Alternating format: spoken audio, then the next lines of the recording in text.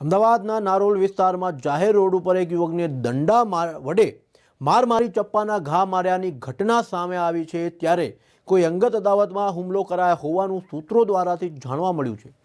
ત્યારે આ હુમલો અન્ય મિત્રો સાથે મળીને યુવક પર જીવલેણ હુમલો કરવામાં આવ્યો હતો। ત્યારે આ વિડીયોમાં સાફ એક યુવક વિડીયોમાં બોલી રહ્યો છે કે ભાઈ બોલ, ભાઈ દાદા બોલ કહીને આડેધડ હુમલો કરી રહ્યો છે। ત્યારે ઘાયલ યુવકને સિવિલ હોસ્પિટલમાં ખસેડવામાં આવ્યો હતો। ત્યારે આ ઘટના 10 દિવસ પહેલા બની હોવાનું જાણવા મળી રહ્યું છે।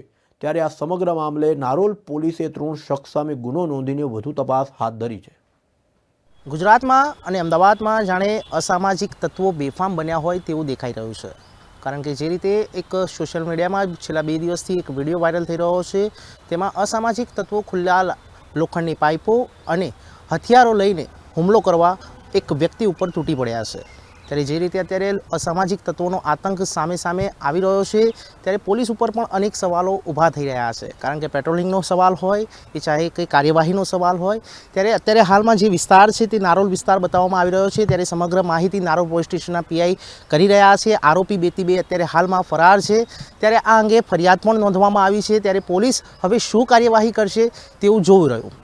કેમેરામેન શરીફ ઘાંચી સાથે યશ નાયક, અમદાવાદ।